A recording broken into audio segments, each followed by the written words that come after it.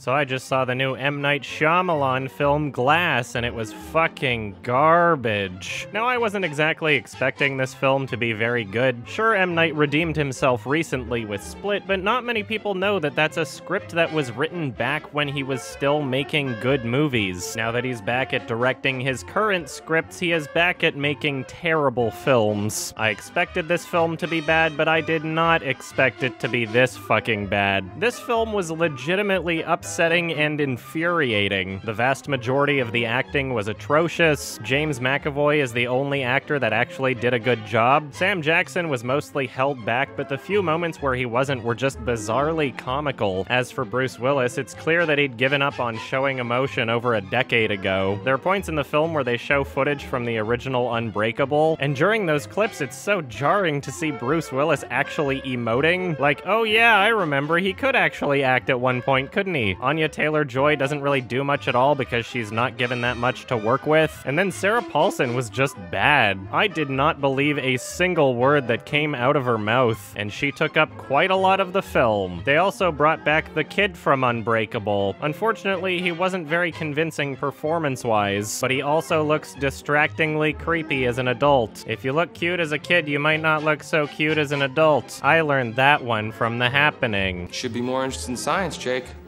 You know why? Because your face is perfect.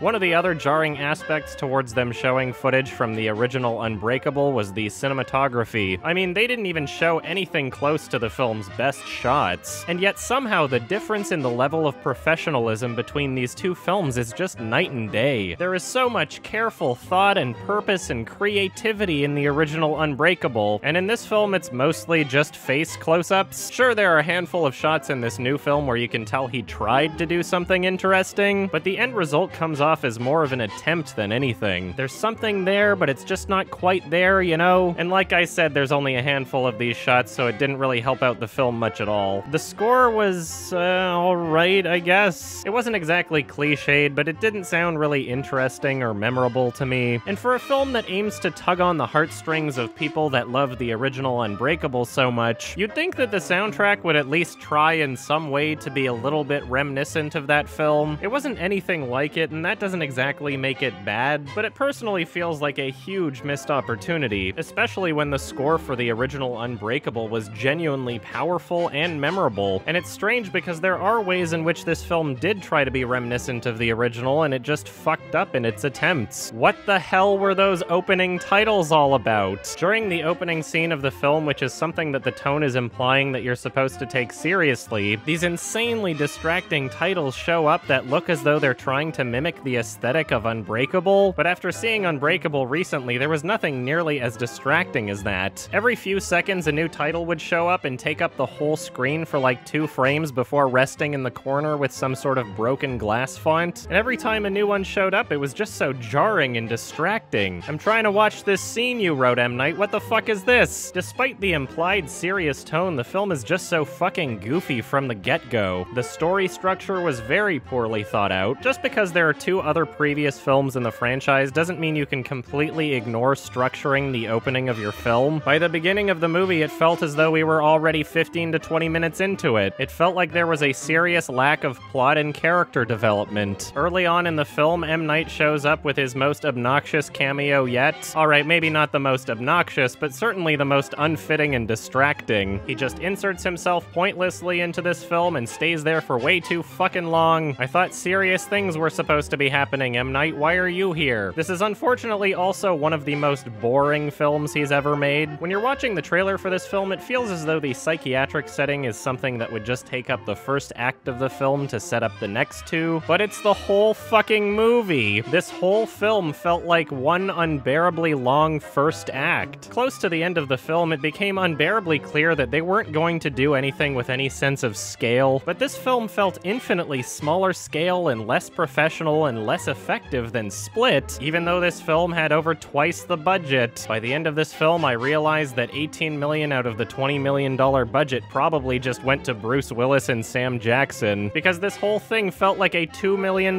movie. It felt like there were only 2 or 3 people in any given scene. I think the most we ever got was like 5 or 6. Most of the film was dialogue, and most of the dialogue was purposeless and boring. The only points in which the dialogue was entertaining was when it was so poorly written that it was hilarious. I shit you not, there's a scene where Bruce Willis's son is explaining the Salt Bay meme to him. Another great moment was when one of the staff members was talking about vitamins. Hey man, you know you should really get more vitamins in you. I know you should get some more vitamin D. Do you drink enough water? Seriously, the dialogue in this film is just fucking terrible. He's headed towards the Okinawa Tower, the tallest building. The dialogue alone is some of the clearest evidence that current-day M. Night wrote this, topped with the fact that the plot doesn't make any sense at all. Alright, I'm gonna talk about spoilers now, so if you don't want to hear any spoilers for this film, skip to this point in the video. There's your warning. 3, 2, 1. So basically, these characters wind up in an institution for the insane who specifically believe they are superheroes. Bruce Willis and James McAvoy are in the middle of a fight scene and the cops show up and arrest them, and I guess that's just where they take them. And as soon as they get there, the institution is already equipped to deal with their weaknesses. The room that they put James McAvoy in has these bright lights that flash whenever it detects that he's about to become one of the bad personalities, so that the light flashes and then it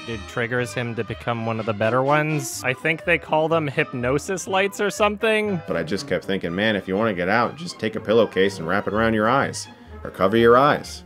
Why do you have to keep looking at the light? It's pretty dumb and doesn't make any sense, and I know that some people are gonna say, well, it's a comic book movie, but let's not forget that the entire point of Unbreakable is that it was a grounded comic book movie. I don't know who they tested these hypnosis lights out on, but they just work okay. Bruce Willis's room has a sprinkler system that drenches him whenever he's being a bad boy, and Sam Jackson's room has nothing special. Why is he even there in the first place? His superpower is that he has a high IQ, and that's it. He's just a very smart cripple. At the end of the film, they reveal that this facility was actually a part of some secret society that was trying to stop actual superheroes from being a part of society. Apparently, there's a lot of superheroes everywhere, and if they just started realizing that they actually have powers, then it would be really bad for everybody else. And the only thing that's preventing superheroes from taking over society is the fact that they don't know they're super. So if the only reason Sam Jackson's in there is because you're worried that he might convince other people that they have powers, then why isn't Anya Taylor-Joy also in there?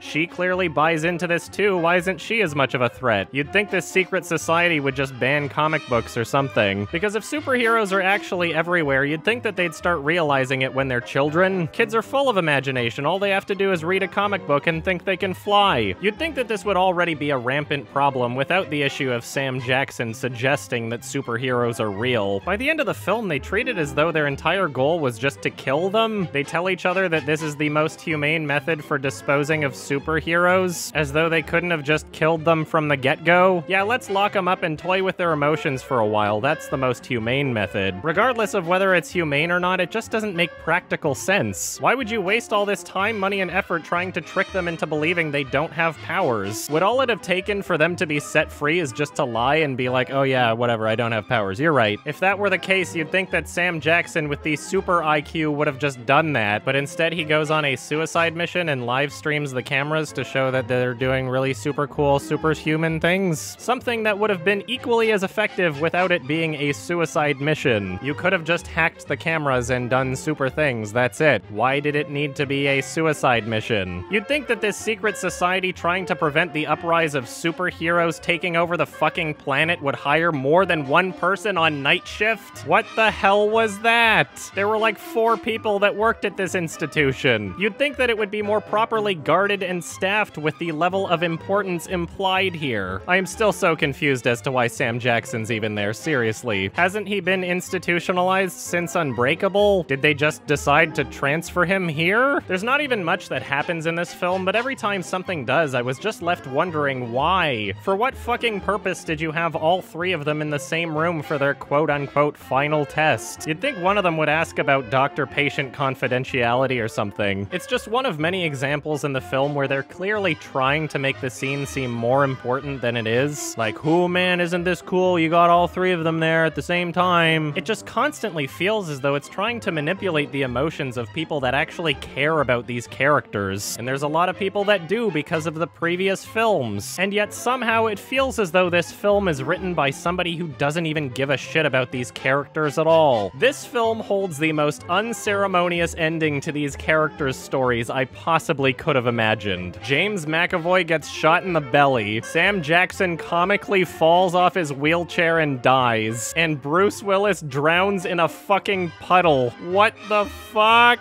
It's literally just some random guy dunking his head in over and over until he dies. I understand that water is his metaphorical weakness because he can't swim, but I guess according to this film, he literally loses all of his strength if he's just touching water, which supposedly his body is made 66% of. Does Bruce Willis's character even drink water or what? Oh no, my face is touching a puddle, now I'm too weak to fight back or get out of it. It was fucking ridiculous. It felt genuinely disrespectful to the characters in this film. I am baffled that anybody thought that this was a good idea. There's a moment where the random guy stops dunking him just long enough for the lady to explain the whole twist of the film to him, and then they just dunk him in again, and then he dies. Even ignoring the deaths, the whole end fight scene was just so stupid and unintentionally funny. You got James McAvoy roaring over and over, and it's supposed to be scary, but it just looks so stupid. You got Sam Jackson making really weird faces at the camera. None of the fight choreography feels tense or impressive. It was all just bullshit. Anyway, I think it's safe to say that M. Night is back on track. I can't think of a single film that is more accurately described by the word pathetic. It's a boring mess that goes on for far too fucking long. Whatever minuscule, barely redeemable qualities that this film has are drowned out by just how pathetic everything else is. It's embarrassingly written, poorly acted, boringly shot, and it feels downright disrespectful for this film to be canon in the trilogy. It was a truly awful experience, and I was genuinely surprised by how bad it was. Check this one out if you want, but don't be surprised if this film just pisses you off. And I'm giving this one a 1 out of 10.